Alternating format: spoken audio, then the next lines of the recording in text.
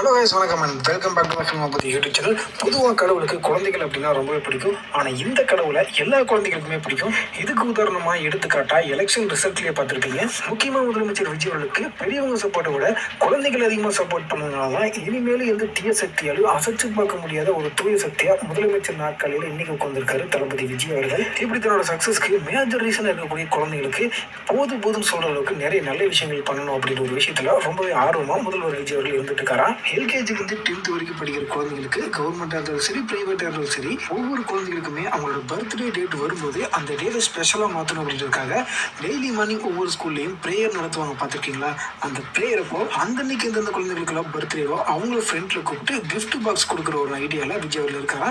அந்த கிஃப்ட் பாக்ஸில் toys, chocolates, GK book, story book, இந்த மாதிரியான விஷயங்களெல்லாம் இன்க்ளூட் பண்ணி தான் அந்த கிஃப்ட் பாக்ஸ் இருக்குமா. 11th 12th படிக்கிற பசங்க கிட்டத்தட்ட டீனேஜ் வயசை கிராஸ் பண்ணக்கூடிய ஒரு காலகட்டம் இருக்கிறதுனால அவங்க அந்த சிகரெட்டு, சரக்கு, ஆன்சு மாதிரியான போதை பழக்கத்துக்கு அடிமையாக இருக்கக்கூடாது அப்படின்றதுக்காக மாசத்துக்கு ஒரு முறை விழிப்புணர்வுக்கான வகுப்பை ஒவ்வொரு ஆசிரியருமே எடுக்கணும் அப்படின்ற ஒரு திட்டத்தை எல்லா பள்ளிகளுமே விஜய் அவர்கள் செயல்படுத்த பிளான் பண்ணியிருக்காராம். முக்கியமாக சரியா படிப்பு வராத குழந்தைங்களை டீச்சர்ஸ் எல்லாம் அடிச்சு துன்புறுத்துவாங்க இல்லையா, அந்த விஷயத்தை அவாய்ட் பண்ணணும் அப்படின்ற ஒரு விஷயத்துல விஜய் அவர்கள் ரொம்பவே உறுதியா இருக்காராம். ஏன்னா அந்த குழந்தைங்களோட தோல் எல்லாம் பாத்தீங்கன்னா ரொம்ப மென்மையா சாஃப்டா இருக்கும். அவங்கள போய் குச்சி வச்சு அடிக்கிறது, ஸ்கேல் வச்சு அடிக்கிறது, இந்த மாதிரிலாம் பண்ணோம்னா அவங்க தாங்குவாங்களா? பெரியவங்க நம்மளாலே அந்த வழியை தாங்க முடியாது, குழந்தைங்க எப்படி தாங்கிக்குவாங்கன்றது யோசிச்சு பார்த்துங்க.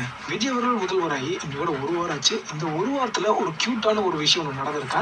அது என்ன விஷயம் அப்படின்னா, ஒரு ஏழை குடும்பத்தை சேர்ந்த ஒரு குழந்தை நம்ம விஜய் அவர்கள் பார்க்கறதுக்காக சிஎம் ஆஃபீஸ்க்கே வந்து அங்க இருக்க போலீஸ்காரங்களுக்கெல்லாம் டெங்கி கொடுத்து வாசல் வரைக்கும் வந்துருச்சா. இதை நோட்டீஸ் பண்ண முதல்வர் விஜய் அவர்கள் அந்த குழந்தையும் அந்த குழந்தையோட பேரண்ட்டையும் தன்னோட கேபினுக்கு வர வச்சு அந்த குழந்தைய வெல்கம் பண்றதுக்காக சாக்லேட்டும் ஐஸ்கிரீமும் கொடுத்து வெல்கம் பண்ணியிருக்காராம். முக்கியமா அந்த குழந்தைக்கு அம்மா மட்டும்தான் இருக்காங்களா, அப்பா இல்லையா. அதே நேரத்தில் ரொம்பவே வறுமையிலும் வாடிட்டு இருக்காங்களா.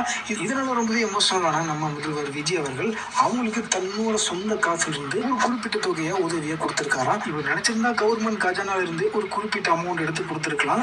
ஆனா இந்த குழந்தை சிஎம் பார்க்க வரல, விஜய்ன்ற என்ன பார்க்க வந்திருக்கு. அதனால இவங்களோட ஃபேமிலியில் ஒருத்தவங்க என்னோட பர்சனல், அதனால என்னோட காசு இருந்து நான் கொடுப்பேன் அப்படின்னு தன்னோட சொந்த காசை எடுத்து கொடுத்திருக்காராம். அநியாயத்துக்கு நல்லவனா இருக்கேன் நீ.